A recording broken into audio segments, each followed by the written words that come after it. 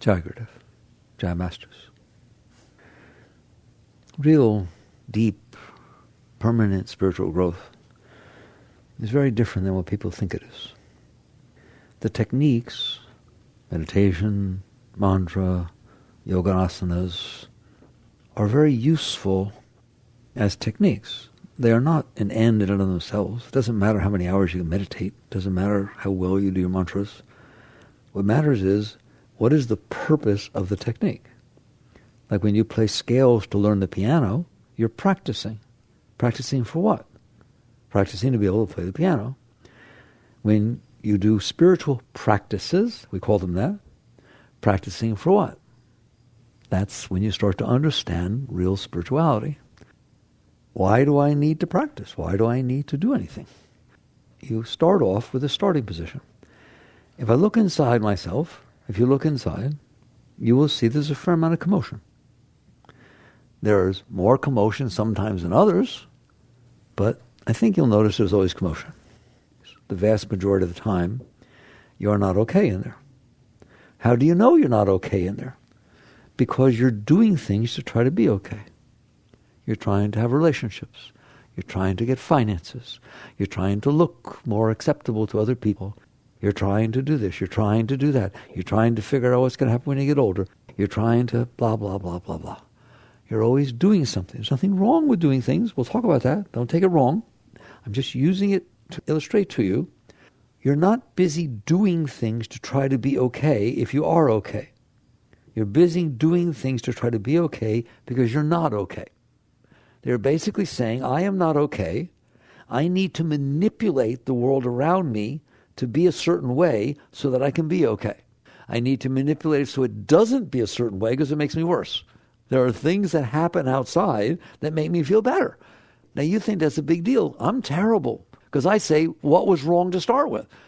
Oh, when he came up and he was so sweet to me and he said these beautiful things, it just melted me. It was so beautiful.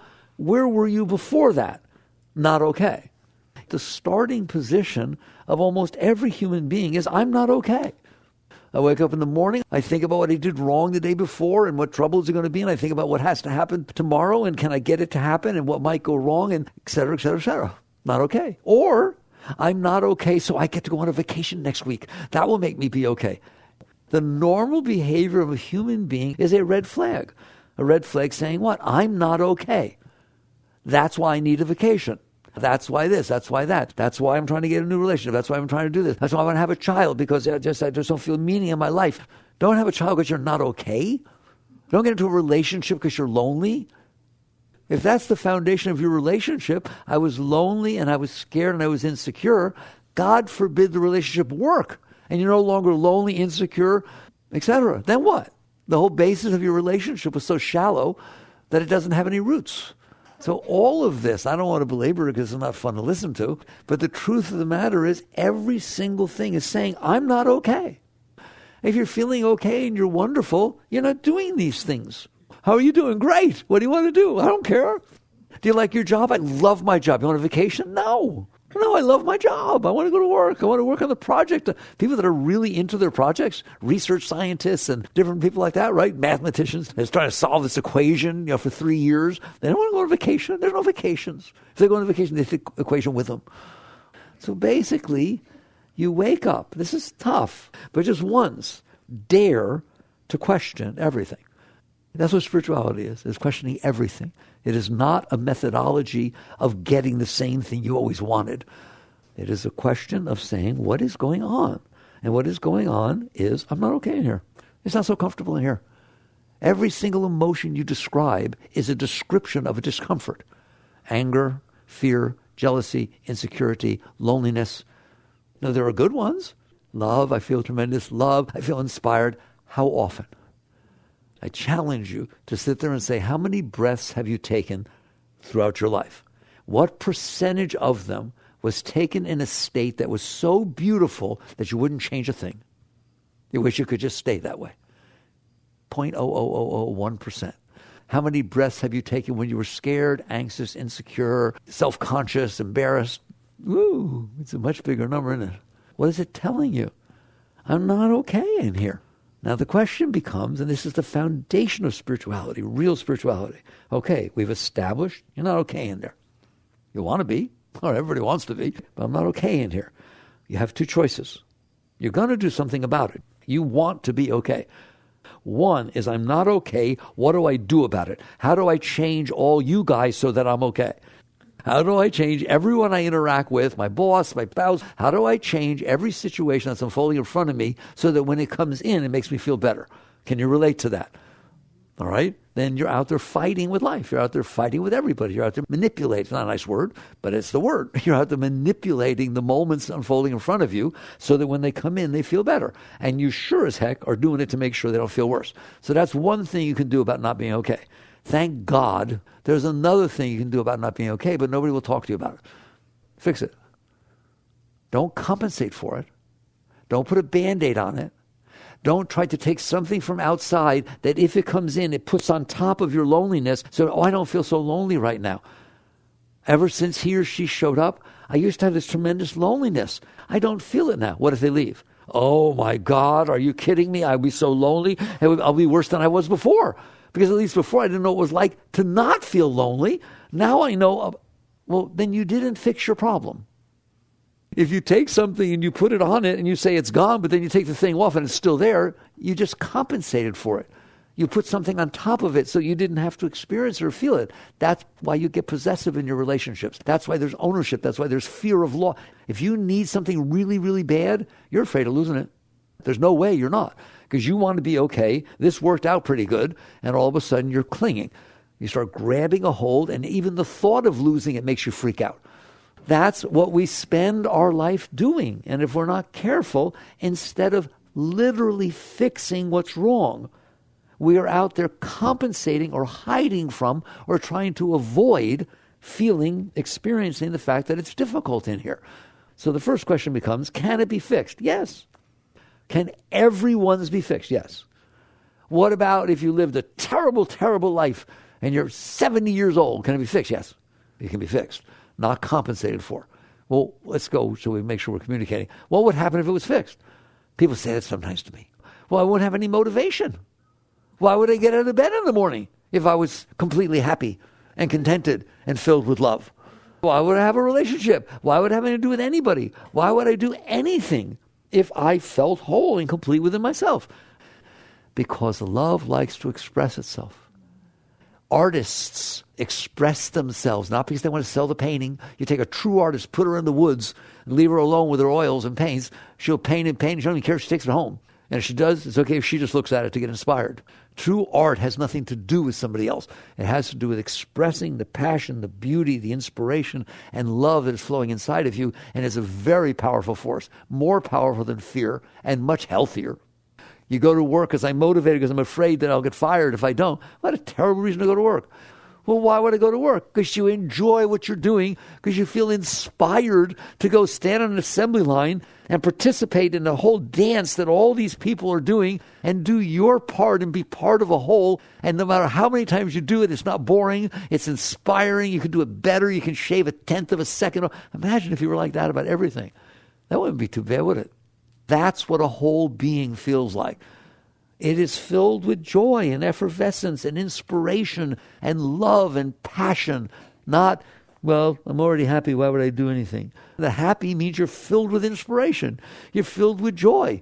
Okay, you fell in love, you met somebody, you're filled with love. You don't want to see them, do you?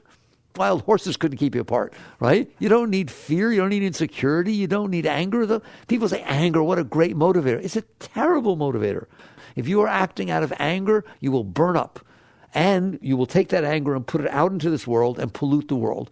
Your energies come out there and you make people around you angry and all kinds of things go on. All right? So this whole concept that you have to be motivated by negativity or getting away from negativity is because people don't understand.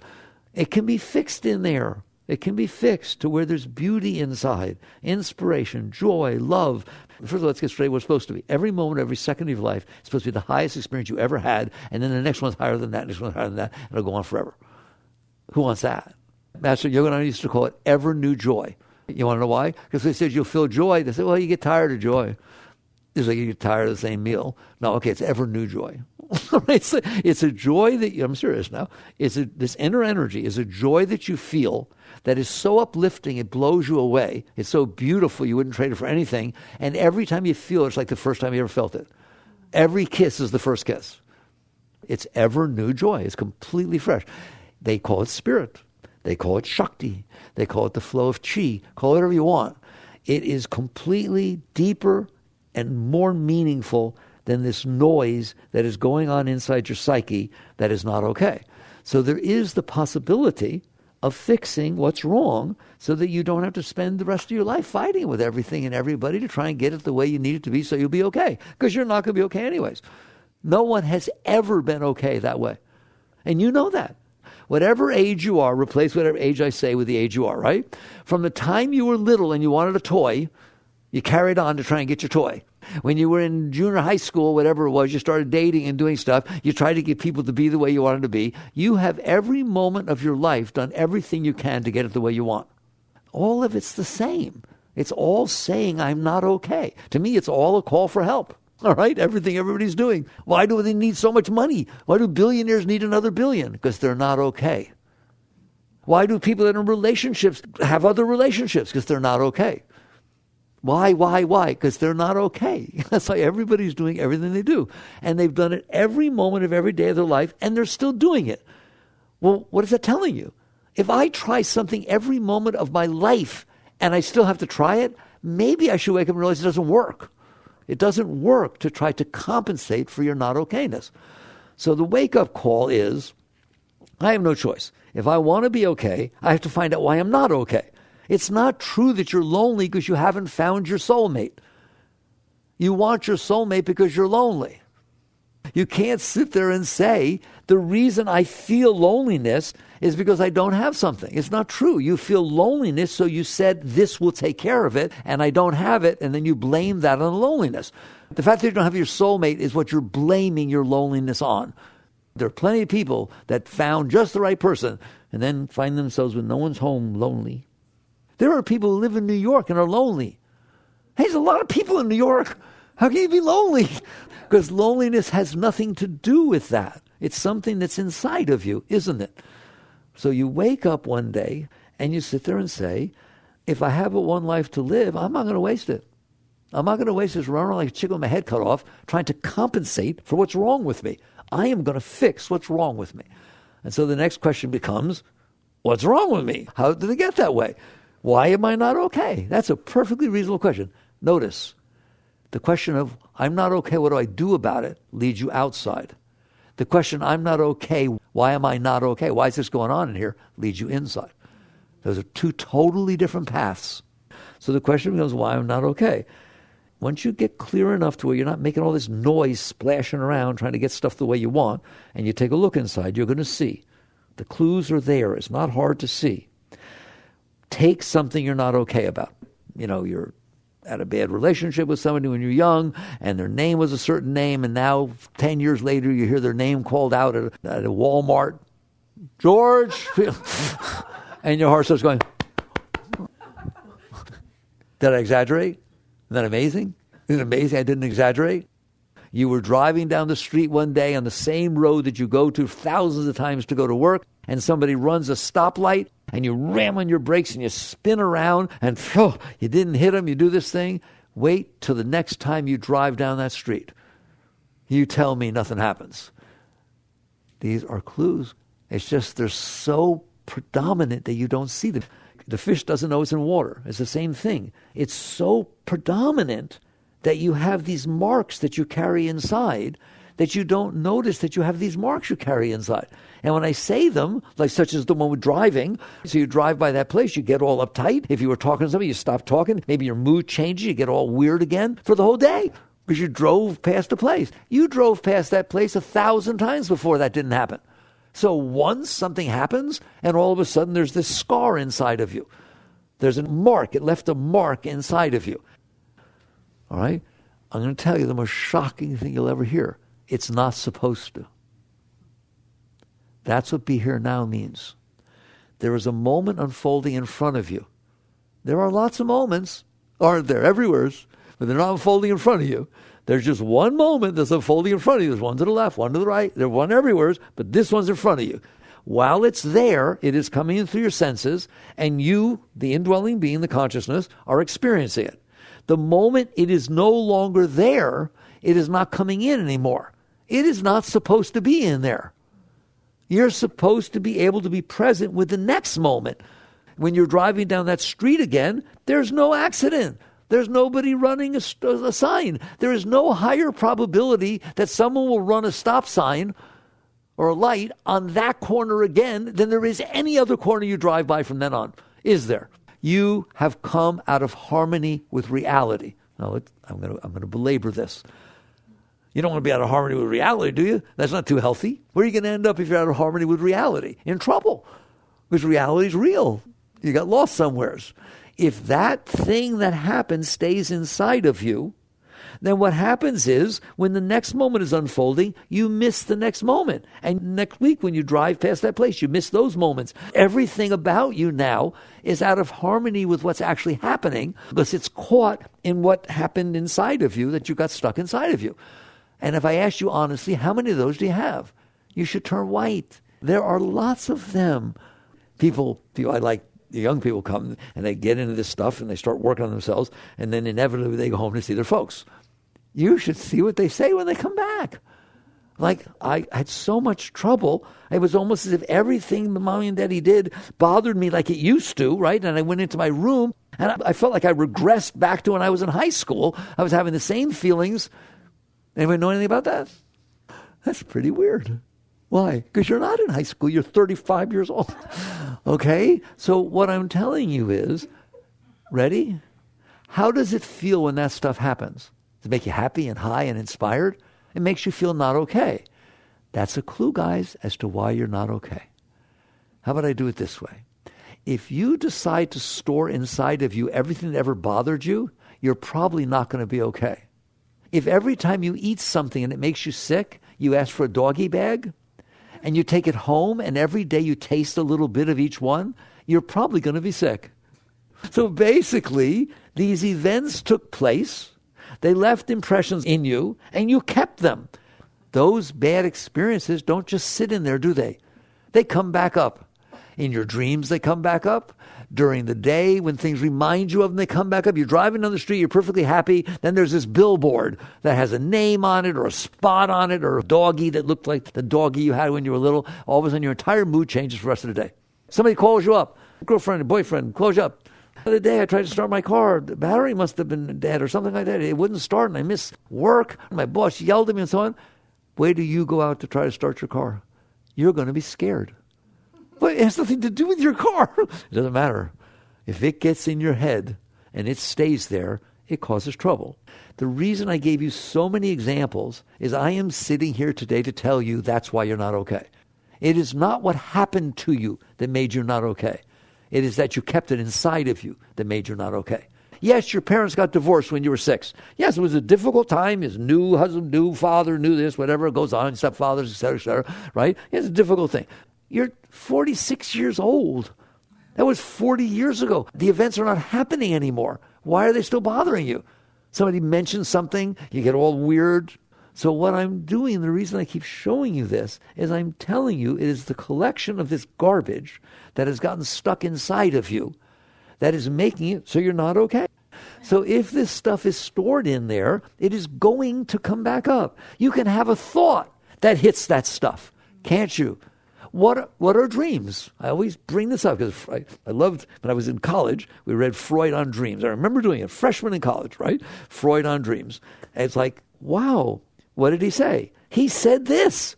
He said there are events that happened to you in your life that stayed inside of you. Some of them just happened today. Some of them are longer term. And when you go to sleep, they come back up. All right, I literally remember, as a freshman in college, it was about 50 years ago, whatever it was, right? And I remember the example he gave. The first example he gave is a child wants a bicycle. He doesn't get the bicycle. He goes to sleep, he gets the bicycle. So it's not just negative. You do positive too. He's riding around his bicycle, okay? Because you stored this thing. It didn't sit quietly in there. Therefore, your mind is trying to cleanse, is trying to release the energies. Your mind's not evil. It's not trying to ruin your life. Just like if you eat something bad, your digestive system tries to get rid of it. If you get bacteria, your immune system tries to get rid of it. They're not evil. They're your friends. All right? Your mind does not want this garbage in there.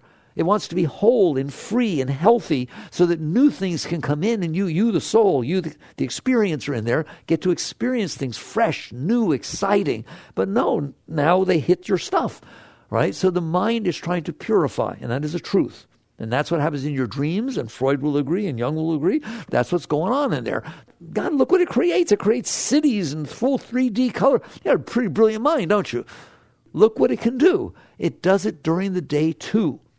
I call them waking dreams. What? All the noise your mind makes because it's trying to cleanse and get rid of this junk you stored in there. So if you're not careful, and you haven't been, you will store all this stuff in here, and now the mind will be broken. It will always be thinking, oh my God, what if I said that? I shouldn't have said that. Now he won't like me. Should I call him back? No, I don't think I should call him back, because then if it's empty, what if he doesn't even remember what I said? I don't want to bring it back up. I'm not stupid. Having fun yet?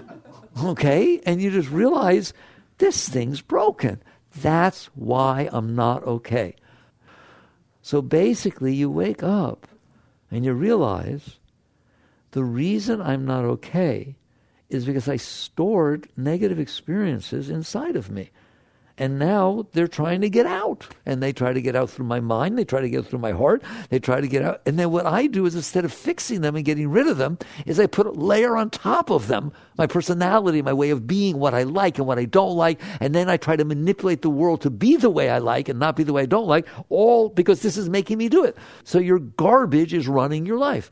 And then you wonder, why I don't have a nice life? Why can't my relationships work? They can't possibly work because your entire foundation of the relationship is wrong.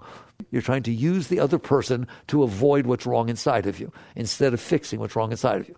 Just so we don't think that we're talking against relationships. When you're done, and of course that's a big word, done, but it works along the way, right? Relationships will be the easiest thing in the whole world. They're easier than pie. They're easier than anything. Why? If I don't have garbage inside of me and I'm feeling love, how hard is it to get along with me? And if I'm feeling love and that's what I feel for you, and if your stuff that's left doesn't hit my stuff, I think it's adorable. Oh, look, she was in a van where she ran right through that door, didn't even say hello. It's like, wow, Rush, that's me. I get to be alone tonight. Time to read. And it doesn't bother me one iota. Not one iota. Why? Because I'm fine. And then the person comes back out and says, oh, I'm sorry. Oh, you want to play? No, there's no apologize. Don't do it again. What would you care if they do it again if it didn't bother you? And how would you like not to be picked on for every little thing? You had a mood and stuff like that. And you vow you'll never do it again and I'll forgive you. No, there's no forgiveness. There's no blame. There's nothing. You're fine. You're whole within yourself. Well, what's the person's relationship? To share the beauty that you feel. If you're feeling love and beauty, you don't have need. And so you're sharing it with somebody else. And if they want to be alone and cry in their room, go cry in your room. All right? If they come out and don't cry, you okay? No, it's not hard. It's hard when you're trying to make you be okay. That's really hard, isn't it? Because they never behave the way you want them to, do they? No. But that's literally how we think. You're there to make me okay. And if it's not doing it, then it's just not worth it. So that's true of every moment of your life. You're doing it with money, you're doing it with this, you're doing it with everything. You do it with your body. Your body is an amazing thing. 10 trillion cells working together to make your liver, your kidneys, your blood, your everything, and they let you be alive, and they let you explore the world, and they make your senses. What do you use your body for? Oh, I got to get rid of these lines. I got to do a thing. In other words, I'm not okay. The body is supposed to make me be okay. The way my body looks, and if I have a little zit on my face or this or that or cane to pound, whatever it is, doesn't mean you shouldn't take care of your body. You should take care of it. Not so it makes you feel okay inside. That's like, well, I was going to say it would be like doing that with your car. We do it with our car.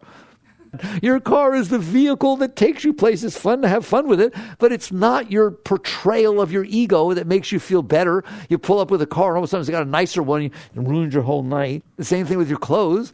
It's like it's all, I hope you see how prolific this is. It's all because you're not okay. Otherwise, sure, get a nice car. Why? Because it's fun. It's not a portrayal of my personality. Same thing with your relationship. Same thing. Oh, I like to wear my hair a certain way. Because I like to do it that way. It has nothing to do with anybody else. It's like dressing Barbie. It's not to please Ken. It's just, I'm okay. And part of being okay is having fun. Having fun dealing with my body, having fun looking a certain way, having fun changing my look, whatever you want. That's fun. But it's not fun if you change your look and then he says, oh my God, you look ridiculous. Now you're hurt. Yes or no? Because you weren't changing your look because it make you feel good. You're changing your look to try and attract somebody. And the next thing you know, you're selling yourself. You're just every second of your life. You got to watch what you say, what you wear, what you do, how'd your hair come out. Isn't that fun?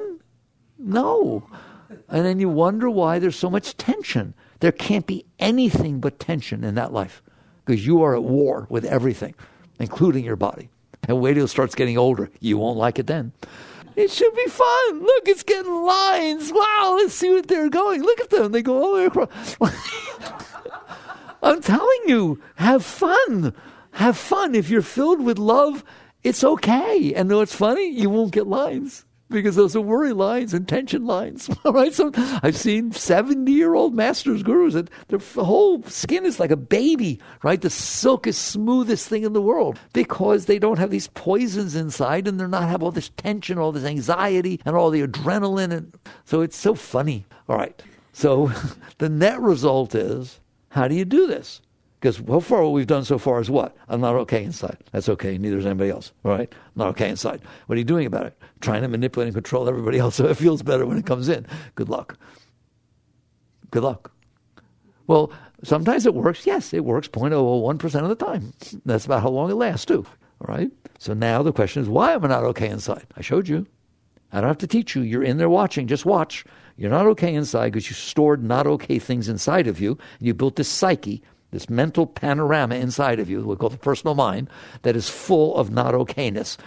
Even good things, I hate to do this to you, but even good things that happen, you ruin. Why? You went to Hawaii, it was a wonderful experience, you want to go back again this year. Don't do it, because you're going to compare every single thing that happens with what happened last time.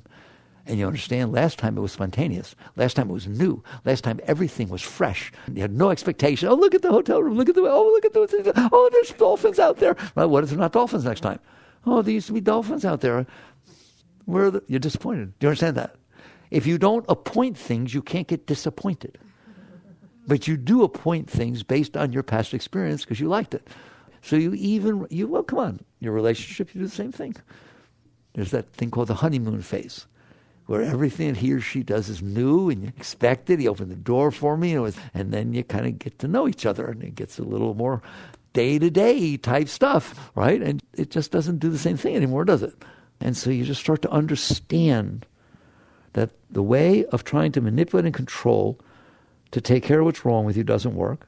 Then the question is, what's wrong with me? Why is it wrong? Because you stored all this stuff inside of you. So the answer becomes very straightforward. Get it out. Get it out. I'm telling you. It's called spiritual purification. Spiritual purification is, I got real stuff inside of me. And guess what? I put it there. I did not. Yes, you did. I didn't make my first, second, or third, my exes, be the way they were. No. But when they were gone, they stayed inside of you. They're not there. They can't stay inside of you. You keep it inside of you. How? It starts to come up. What do? Push it down. It's called suppression, repression. When it starts to come up and it's uncomfortable, you don't like that feeling, do you? So you push it down. You do something with it so you don't have to deal with it. Spirituality is, I'm not going to do that anymore. I'm not going to put any more inside of me, and I'm getting rid of the stuff that's in there. Well, how do I not put any more in there? You're driving down the street, somebody runs the lights, you skid around. Before your psyche starts going, oh my God, I could have got killed. Anybody could do this at any time. Oh my God, the road's not safe. Go on, have fun and see what happens. The moment you catch your senses, or I say, wow, that was fun. Oh my God, what a rush that was. I steered the car. I managed to stop the car. I didn't know I could do that. Isn't it amazing what happens when you're in danger situation? This is so exciting. Start saying it, and it won't stay in there like that. And you neutralize, that's the word I use. You neutralize the experience, not deny the experience. You're fully accepting it. This is what happened. I went spinning around, right? It was like an exciting thing, and I was scared to death. Don't lie. I was scared. It was really exciting. It was exciting to be that scared. People pay to climb Mount Everest to get scared. Or very exciting, all right? I got it for free. I get this wonderful experience. Turn things into beauty. You do it. The event happened. Yes, it happened. Okay? It has its own vibration. It came in. You experienced it. Now it's over. They're not running the light anymore. It's over. Can it be over inside of you? It doesn't have to stay in there. You're holding it in there. Buddhists call it clinging. You're clinging to the experience because it was either comfortable or not comfortable.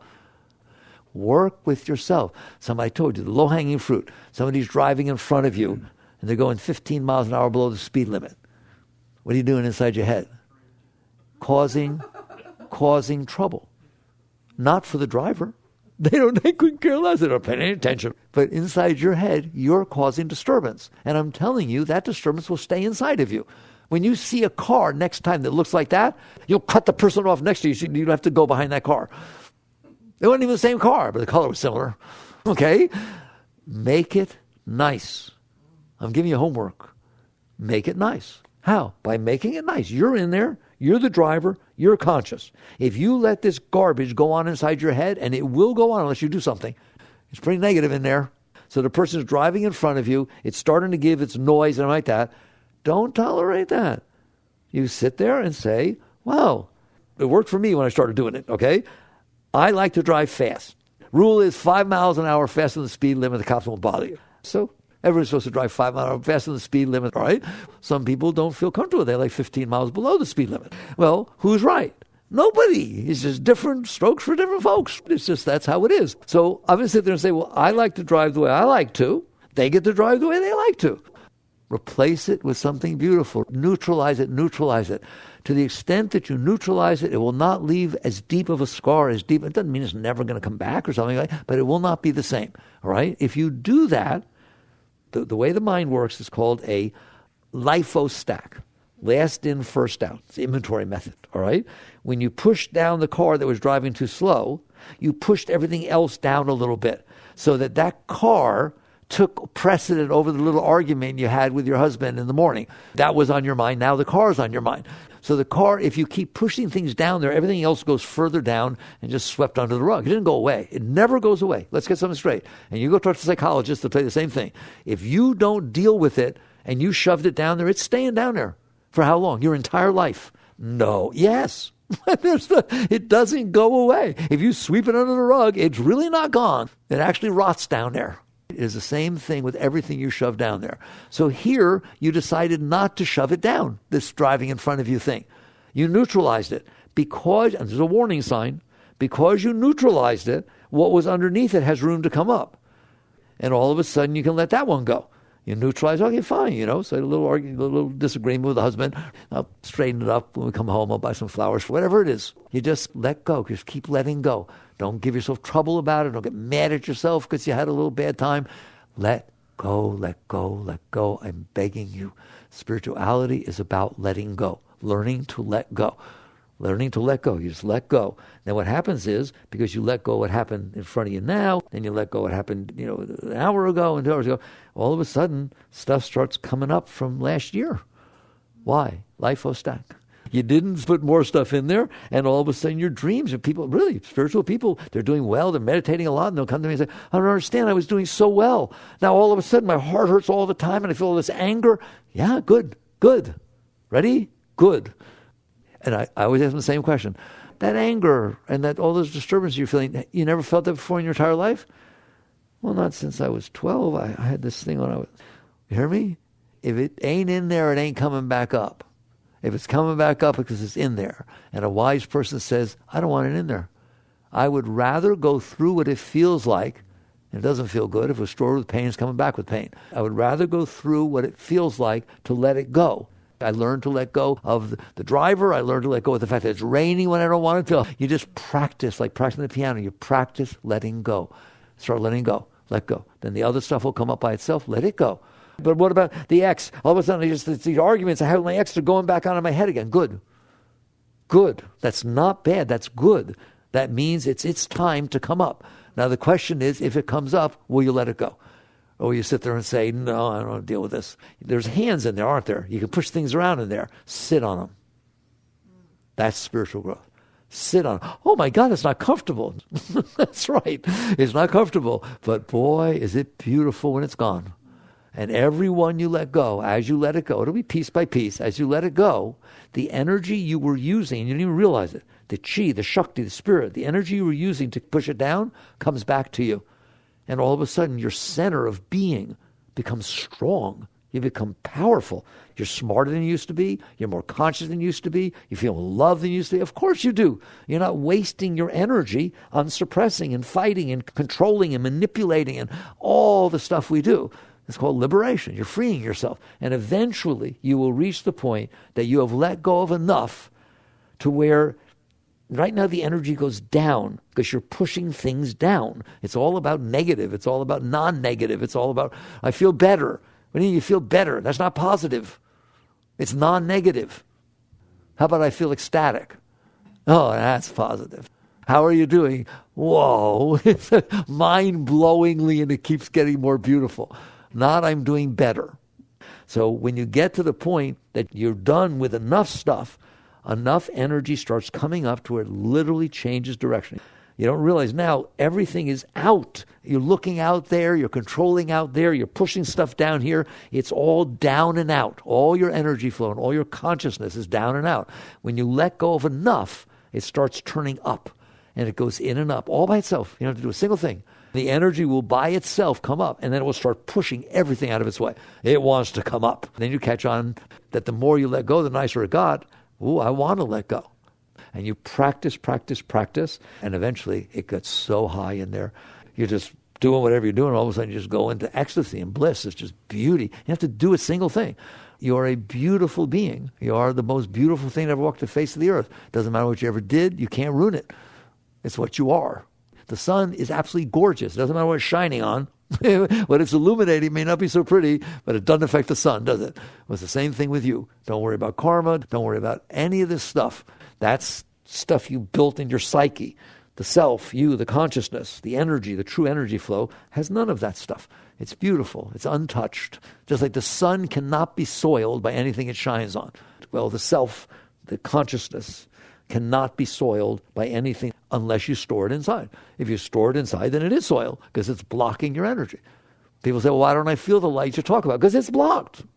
So it's not a matter of compensating for it. It's a matter of being willing to let it go, to purify, to cleanse. And how do you do that? You just go about your every day just by itself. Stuff's going to hit your stuff. Every single moment of every day, stuff's going to hit your stuff. You used to try to protect yourself. Now you let it go. Start little. Don't start big. Don't go, how do I get rid of my first husband? No. Don't do it. Right? It's just like you play the scales first. You practice tennis. You just practice letting go. Practice letting go. So that is spirituality. That's where the rubber hits the road. That's the real work. Christ said you must die to be reborn. What does that mean? You have to die of the personal self, and naturally what will be left in you is pure spirit, is pure upward flow. All true spirituality teaches the exact same thing, which is let go of yourself. Don't devote yourself to yourself. Let go of yourself, and something much greater will be present. And that much greater is a blessing to you and a blessing to everyone you know and a blessing to the whole planet. Work on these things. Jagrative.